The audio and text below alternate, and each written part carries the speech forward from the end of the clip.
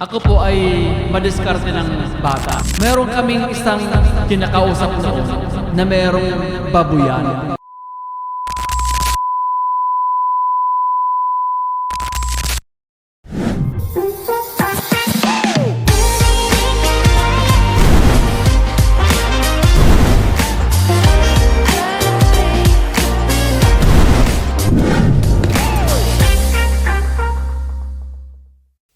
Hello mga kasangga! Kumusta po kayo dyan? Sana po ay nasa mabuti po kayo mga kalagayan.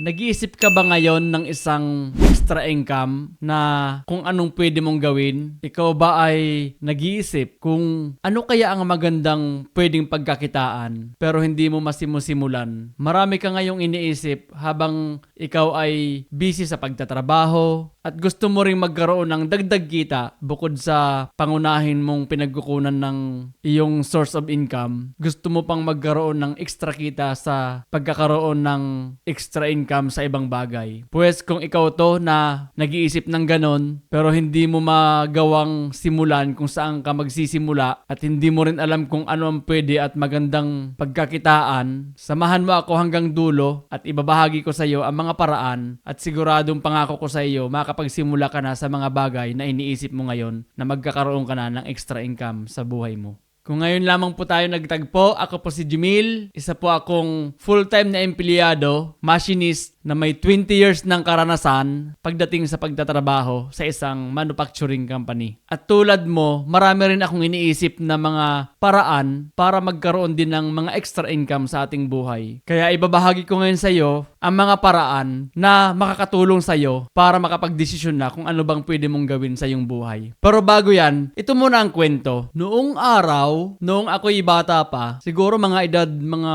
6 or 7 taong gulang, mga taong 1990s. Ako po ay madiskarte ng bata sa mga panahon na iyon. Dahil nga kami nung araw, mahirap lamang ang buhay, kaya kailangan mong dumiskarte para pagdating man lang sa eskwelahan, meron kang pambaon. Dahil ang mga magulang ko nga noon, ang trabaho ng aking tatay ay nagtatricycle at ang aking nanay naman ay nasa bahay at paminsan-minsan ay nakikiani kami ng palay. So noong mga panahon na iyon, medyo tama lang po ang aming pamumuhay. At paminsan-minsan nga pagdating sa eskwelahan, minsan may baong kami, minsan naman wala. Kaya kailangan dumiskarte ka talaga sa iyong buhay. So nung ako'y bata pa, ang madalas kong gawin noon pagka gusto kong magkaroon ng ekstrang pera, kasi di ba pag ikaw naman ay isang bata, minsan at madalas gusto mong may bilhin din sa tindahan di ba? Halimbawa, gusto mong bumili ng tinapay. Nung araw, hindi naman uso na hihingi ka sa iyong mga magulang dahil nakabudget naman ang kanilang pera sa pang-araw-araw lamang. So hindi madaling humingi noon sa aming mga magulang. Kaya kailangan dumiskarte ka sa buhay. At ang isang ginagawa kong diskarte noon para magkapera,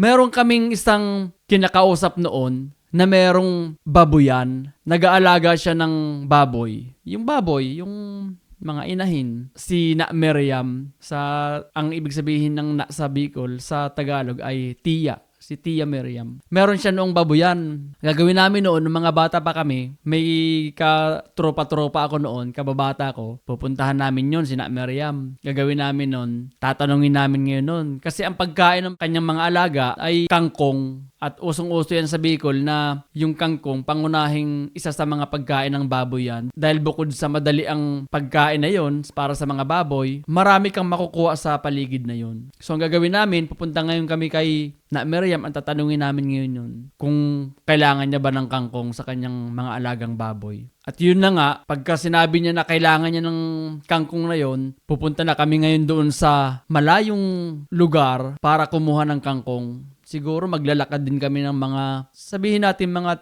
30 minutes to isang oras din para makarating sa lugar na yon. At doon ngayon, yung aming kangkong na yon, yung isang buong sako ng, alam niyo yung sako ng palay, yung pang 50 kilos, pupunuin namin ngayon ng kangkong yun. Lalagyan namin ngayon ng disik na kangkong yun. At tulong-tulong kami ngayon nung aking mga kababata nun. Minsan, 2 sakong ganon. Ngayon, pag napuno na namin yun, bubuhatin namin yun, papunta dun ngayon kay Na Miriam. Saka ngayon namin yun ibibigay. Noong mga panahon na yun, ang presyo lang ng isang buong sakong ng kangkong, naalala ko, siguro mga 5 piso lang yun, panahon na yun. Biruin mo, isang buong sakong kangkong, bibilihin sa amin ng 5 piso yun. Nung araw, nung mga panahon na yun, malaking pera na yun. Makakabili ka na at magiging pambaon mo na ng ilang araw yun. Malaki na ang value nung mga panahon na yun. Kaya tuwan-tuwa na kami ngayon noon pagka meron na kaming kinitang pera dahil sa paggawa namin ng kangkong na yun. Madalas namin ginagawa yun yung mga ganong bagay. Hindi lang isang beses. Madalas yun ang aming ginagawa pagka kailangan namin ng pera nung kami mga bata pa. At sa mga diskartingan na iyon, ito naman ngayon yung mga ibabahagi ko sa inyo na natutunan ko paano ba ang mga paraan para magkaroon ka ng extra income sa iyong buhay. Ang isang paraan para magkaroon ka ng extra income ay ang ayusin ang lifestyle.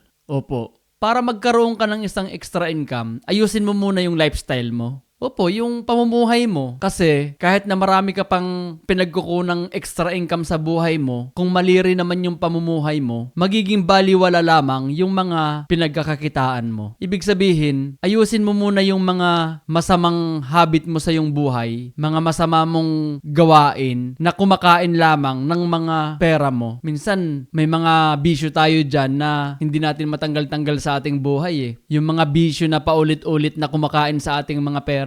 Yung bisyo na yon na hindi mo napapansin na isa pala yan sa kumakain ng iyong pinagkakakitaan. Panay ang kayod mo, panay ang hanap mo ng extra income mo, pero yung bisyo mo hindi mo mabitaw-bitawan, parang dumadaan lamang yan sa mga kamay mo, yung kinikita mo dahil napupunta ngayon doon sa mga masasamang bisyo mo na siyang kumakain ng pera mo. Kasama rin sa lifestyle mo yung pagkakaroon mo ng tamang pamumuhay mo sa iyong kalusugan mo na hindi mo dapat aabusuhin yung kalusugan mo gawa ng mga bisyo mo. Tandaan na yung kalusugan natin ay siyang ating puhunan. Kaya natin gawin yung isang bagay dahil wala tayong mga nararamdaman sa ating mga katawan. Kasi minsan may mga bagay na gusto mong gawin sa iyong buhay eh. Pero dahil physically hindi ka na fit sa bagay na yun na sana yung parang isang opportunity para magkaroon ka ng another source of income mo. Pero dahil sa may nararamdaman ka na sa iyong kalusugan, hindi mo na magawa yung isang bagay na yun. Kaya alagaan mo ang iyong sarili dahil yan ang ating puhunan sa ating mga ginagawa sa buhay. Ayusin mo ang iyong lifestyle, tanggalin ang mga masasamang bisyo, lalong-lalo na yung kalusugan mo, ayusin mo dahil yan yung ating pinakapuhunan sa lahat ng ginagawa natin sa buhay. Kaya tanggalin mo ang bisyo mo at simulan mo na sa pagkakaroon ng maayos na kalusugan sa iyong katawan para magawa mo yung mga gusto mong gawin sa iyong buhay. Ang isang paraan para magkaroon ka ng isang extra income ay ang huwag kang tamad. Kumilos ka dyan at huwag kang tumunganga. Opo. Kasangga, huwag kang tatamad-tamad dyan sa iyong buhay. Kumilos ka dyan. Kung inaakala mo na yung pag-iisip mo dyan ng pag-iisip at pagtutunganga sa maghapon ay makakatulong yan para magkaroon ka ng isang extra income. Kung ang itinutunganga mo dyan, ikinikilos mo na at kumikilos ka na sa buhay mo, natapos na yung maghapon mo, nagkaroon ka na ngayon ng magandang output sa buhay mo. Huwag kang tumunganga, bumangon ka dyan. Huwag kang tatamad-tamad. Subukan mo yung lahat ng gusto mong subukan para makuha mo yung gusto mong mangyari sa iyong buhay. Minsan, ginajustify natin yung ating pag-iisip sa mga bagay-bagay eh. Akala natin may ginagawa tayo sa ganung bagay eh. Kumilos ka, bumangon ka dyan. Minsan may gusto kang gawing bagay, pag-iisipan mo muna eh. Gawin mo na kagad. Mas mabilis yung kumikilos ka kaysa sa nag-iisip ka. Mag-isip ka dyan maghapon, walang mangyayari sa buhay mo. Pero kung kumilos ka na, kumita ka na kagad. Marami tayong minsan alibay sa buhay eh. Pagka may gusto tayong gawin eh. Pag may gusto tayong isang bagay, pag-iisipan muna natin. Titingnan muna natin yung mga pwedeng mangyari hanggang sa katatamaran na natin at hindi na natin gagawin.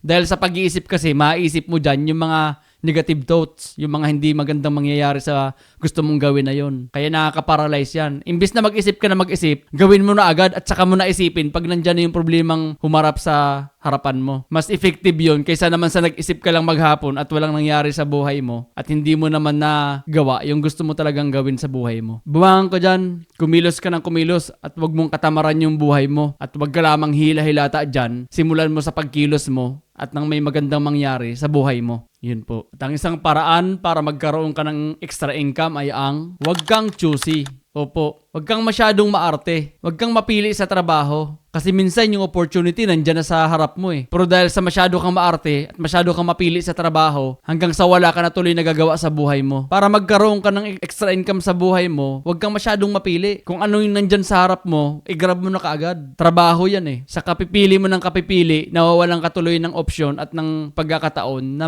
magkaroon ng extra income sa buhay mo. Gawin natin yung mga bagay na makakapag-productive sa atin. Saka na natin isipin yung mag-inarte. Dahil sa panahon ngayon, kailangan natin yung madiskarte kang tao at hindi yung magiging maarte ka at mapili sa mga trabaho mo. Para magkaroon ka ng extra income sa buhay mo, tanggalin mo muna yung pagiging mapili mo sa trabaho mo. Gawin mo lang ng gawin yung isang bagay at magbubunga din yung mga paghihirap mo. Kaya iwasan ang pagiging choosy sa trabaho kung gusto mong umasinso sa buhay mo. Ang isang paraan para magkaroon ka ng isang extra income ay ang gawin mo yung bagay na mahirap na walang gumagawa. Gawin mo yung isang bagay na mahirap. Yung sa sobrang hirap nito, walang ibang at may gustong gumawa nito. Hanapin mo yung bagay na yon at siguradong magkakaroon ka ng extra income sa buhay mo. Minsan, yung mga tao kasi, likas sa atin yung gumawa lang ng easy money, easy trabaho eh. Yung mga mabibigat na trabaho, wala nang may gustong gumawa nito eh. Ngayon ikaw, kasangga, kung naghahanap ka ng extra income sa buhay mo, gawin mo yung bagay na mahirap na walang gumagawa at siguradong hindi ka mawawalan ng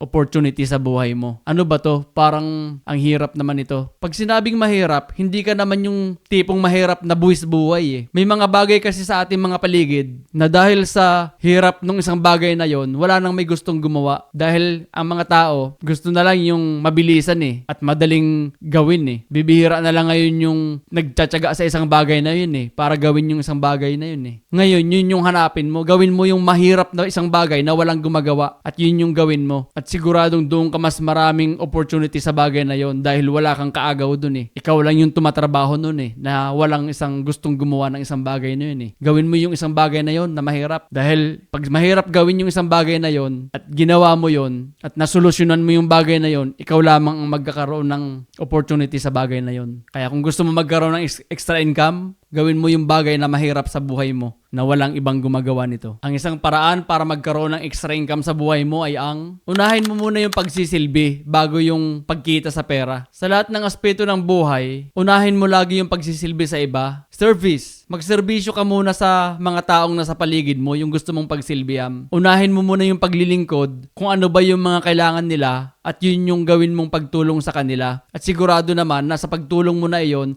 babalik din sa'yo yung biyaya. Ang iba kasi, habol ng habol sa pagkita eh. Habol ng habol sa pera eh. Ikaw, kung gusto mo magkaroon ng magandang opportunity sa extra income na iniisip mo sa iyong buhay, unahin mo yung pagsilbi sa iba at susunod na lang yung pera mo. Sa pagsisilbi kasi at pagsusolusyon sa mga bagay na magagawa mo at nakatulong ka sa ibang tao, lahat yon ay magbubunga din ng magandang bagay sa buhay mo. Basta alalahanin mo lang na sa lahat ng bagay ng ginagawa mo, unahin mo lagi yung pagsisilbi, pagtulong, pagsolusyon sa mga problema ng mga taong nasa paligid mo. Magbubunga din ang mga ginagawa mo na ito at magbibigay sa iyo ng mas maraming opportunity dahil sa ginagawa mong ito. Unahin ang pagsisilbi sa iba at pagsolusyon sa mga problema at ang pera, susunod na lang yan sa iyo. Bakit ko po ba binabahagi ito sa inyo? Naniniwala kasi ako na kung lahat tayo ay magkakaroon ng maayos na pamumuhay at magagawa natin yung mga binabalak natin sa buhay at isa na nga itong pagkakaroon ng extra income,